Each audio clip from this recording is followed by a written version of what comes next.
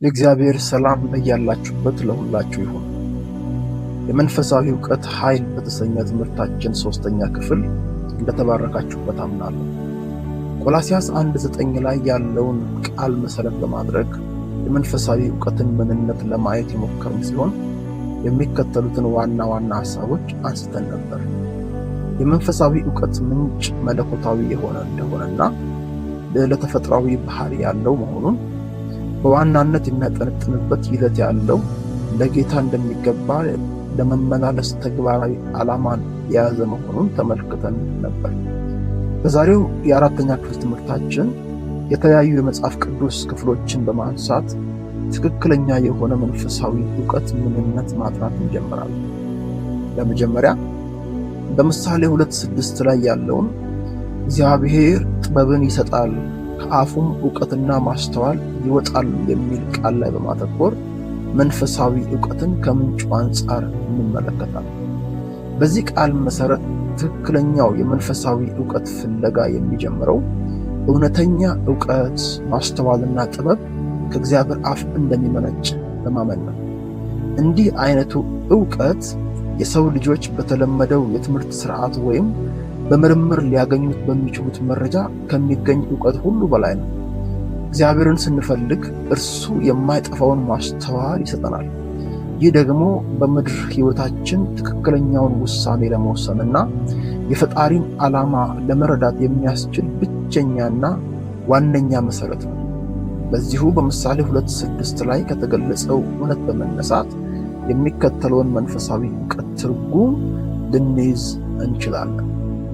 መንፈሳዊ ዕውቀት ከማንኛውም ሰብአዊ ምንጭ ወይም ምክንያታዊ አስተሳሰብ ያለፈ ከራሱ ከእግዚአብሔር አፍና ማንነት የሚመነጭ ልዩ ስጦታ ነው። ይህ ዕውቀት ከጥበብና ከማስተዋል ጋር የተያያዘ ሲሆን የፈጣሪን ልብ ዓላማና ፈቃድ በትክክል እንድንረዳ፣ በጽድቅ እንድንመላለስ የሚያስችል ሕይወትን በስኬትና በቅንነት ጎዳና የሚመራ መለኮታዊ ብርሃን ነው። ይህን ትርጉም እያሰላፈላችሁ ከዚህ ትርጉም በመነሳት መንፈሳዊ ዕውቀትን በተገቢ መንገድ እንድትፈልጉ አበረታታችኋለሁ። በሁለተኛ ደረጃ በሆሴዕ 4:6 ላይ ያለውን ሕዝቤ ዕውቀት ከማጣቱ የተነሳ ጠፍቷል፣ አንተም ዕውቀትን ጠልተሃልና እኔ ካህን እንዳትሆነኝ እጠላሃለሁ፣ የአምላክህን ሕግ ረስተሃልና እኔ ደግሞ ልጆችህን እረሳለሁ የሚል በክፍል 1 ትምህርታችን ያነሳነውን ቃል ላይ በማተኮር መንፈሳዊ ዕውቀትን ከአስፈላጊነቱ አንጻር እንተረጉመዋለን። ሕዝቤ ዕውቀት ከማጣት የተነሳ ጠፋ የሚለው ቃል የመንፈሳዊ ዕውቀት ቁልፍነትንና አስፈላጊነትን ያሳያል። እግዚአብሔርንና የእርሱን መመሪያ አለማወቅ ወደ ጥፋትና ውድቀት የሚያደርስ አደገኛ መንገድ ነው። ይህ ጥቅስ የዕውቀት እጦት ጊዜያዊ ስህተት ሳይሆን ዘላቂ ጥፋትን የሚያስከትል ዋነኛ ችግር እንደሆነ ያሳስበናል።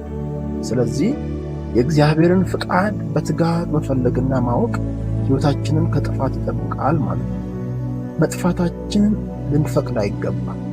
የዘላለምን ሕይወት የሚያስገኝ እውነትና ዕውቀት ካገኘን በኋላ በተለያየ መንገድ ሊመጣብን ከሚችል ጥፋት ሊታደገን የሚችል እውነትና ዕውቀት ዛሬውኑ አጥብቆ መያዝ ያስፈልጋል። በዚሁ በሆሴዕ 4:6 ላይ ከተገለጸው እውነት በመነሳት የሚከተለውን መንፈሳዊ ዕውቀት ትርጉም ልንይዝ እንችላለን። መንፈሳዊ ዕውቀት ከውድቀትና ጥፋት የሚያድን፣ የሕይወት ጎዳናን የሚመራ እና የእግዚአብሔርን ሕግ ዓላማ ጋር በመስማማት ለመኖር የሚያስችል ወሳኝና መሠረታዊ ግንዛቤ ነው።